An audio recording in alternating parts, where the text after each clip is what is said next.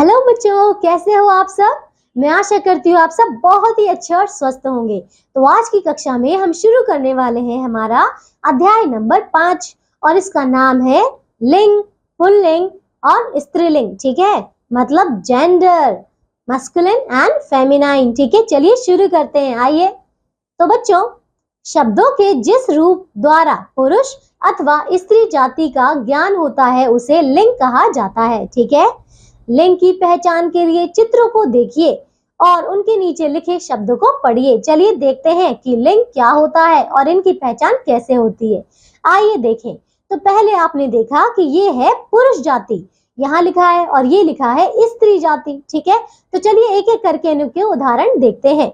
पहला आपने देखे, ये क्या है, ये चित्र है एक लड़के का, है ना, तो ये है लड़का। यहाँ देखिए स्त्री में क्या है, ये है लड़की। ठीक है, ऐसे देखिए यहाँ पे पुरुष में है बैल और इसका स्त्रीलिंग है गाय, है ना। इसी प्रकार तीसरा चित्र देखिए, यहाँ है पुरुष और यहाँ है स्त्री। ठीक है, आगे देखते हैं। लड़का, बैल और पुरुष पुरुष जाति के हैं तथा लड़की गाय और स्त्री स्त्री जाति के हैं। ठीक है, इस संसार के सभी प्राणियों को दो वर्गों में बांटा जा सकता है। ठीक है, पहला है पुरुष जाति और दूसरा है स्त्री जाति। ठीक है, शब्द के रूप से ही यह पता चलता है कि वह पुरुष जाति का बोध करा रहा है या स्त्री जाति का, है ना। तो ये तो हमने उदाहरण देखकर अभी सीख लिया, है ना, कि किस प्रकार पुरुष जाति और स्त्री जाति का बोध होता है। ठीक है, आइए आगे देखते हैं। तो याद रखिए, सभी संज्ञा शब्द या तो पुल्लिंग होते हैं या स्त्रीलिंग में होते हैं। ठीक है, स्त्री जाति या पुरुष जाति का बोध कराने वाले शब्दों को ही लिंग कहते हैं। तो अब आपको समझ आ गया कि लिंग किसे कहते हैं। आगे देखते हैं।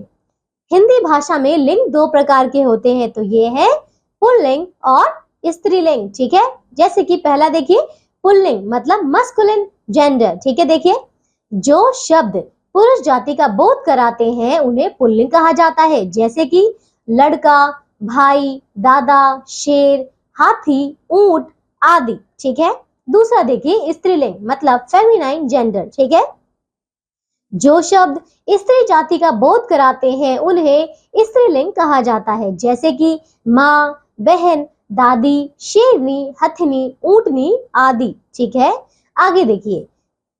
शब्दों के प्रयोग से ही स्त्रीलिंग तथा पुल्लिंग शब्दों का ज्ञान हो जाता है। फिर भी शब्दों के लिए कुछ विशेष नियम है।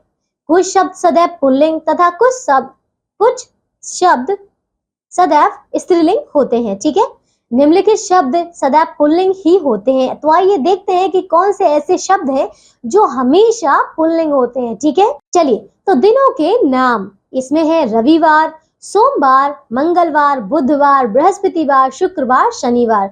तो ये सारे जो हैं सभी के सभी पुल्लिंग है ना।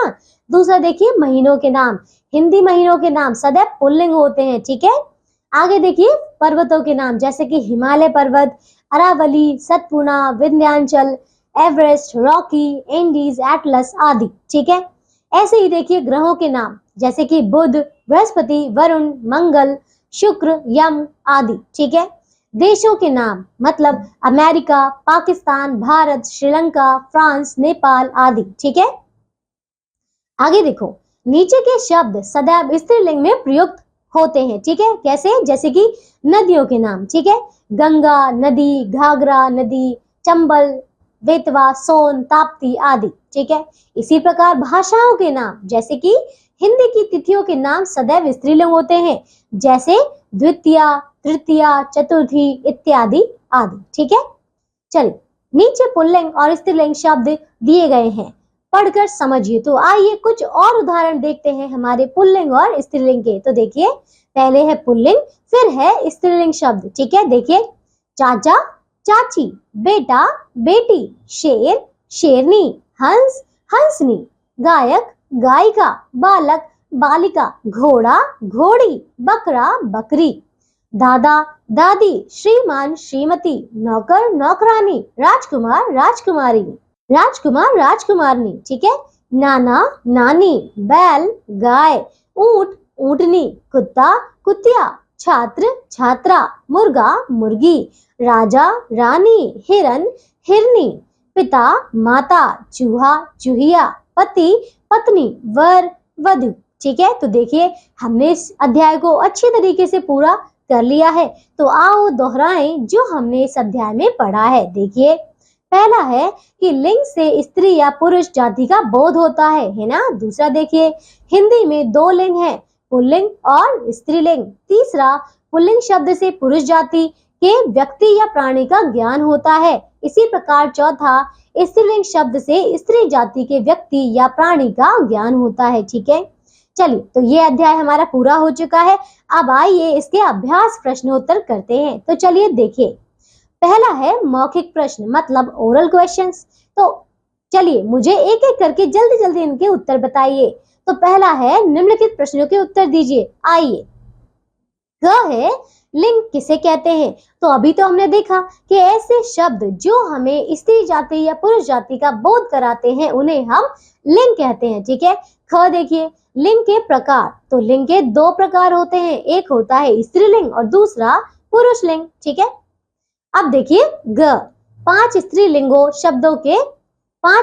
शब्दों के उदाहरण बताइए। जैसे कि पहले स्त्रीलिंग का हो जाएगा क्या क्या बताइए, जैसे कि नदियों के नाम है ना, गंगा, जमुना, यमुना, सरस्वती। ठीक है, इसी प्रकार पुल्लिंग के देखिए क्या क्या हो जाएंगे, जैसे पर्वतों के नाम है ना, एटलस हो गया, विंध्याचल हो गया।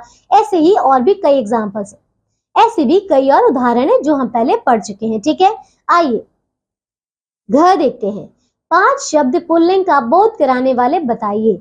अब पांच पुल्लिंग का बोध कराने वाले, जैसे कि पर्वतों के नाम लिख दीजिए, विंध्याचल हो गया है ना, या फिर क्या कह सकते हैं जैसे कि हमारा एटलस हो गया, हिमालय हो गया। ठीक है, आगे देखिए तो एक है, अब है लिखित प्रश्न। ठीक है, मतलब रिटन क्वेश्चन। तो चलिए इन्हें करते हैं। पहला है सही उत्तर के आगे सही का चिन्ह लगाइए। अब आप देखिए कि पहला है क, स्त्री पुरुष का ज्ञान कराने वाले शब्द क्या कहलाते हैं। तो इन्हें कहते हैं हम स्त्रीलिंग। ठीक है, ख देखिए निम्नलिखित में लिंग के भेद नहीं है। किसमें बताइए, पुल्लिंग, स्त्रीलिंग और पुरुष लिंग बताइए, इनके भेद नहीं है ना, तो मतलब ये है पुरुष लिंग। ठीक है, आगे देखिए ग देखिए युवती शब्द का पुल्लिंग क्या होगा। तो बताइए युवती का क्या होगा, युवक है ना। चलिए घ देखें, सम्राट शब्द का स्त्रीलिंग क्या होगा। तो ये होगा सम्राज्ञी। ठीक है, चलिए अब आगे देखते हैं दूसरा प्रश्न। निम्नलिखित शब्दों के लिंग बदलकर लिखिए। तो देखिए पहला है पुजारी, तो इसका होगा पुजारिन। राजा का रानी, नायक का नायिका, श्रीमान श्रीमती, देवी देवता, शेरनी शेर, वधु वर, दुल्हन दूल्हा। ठीक है, आइए तीसरा प्रश्न करते हैं।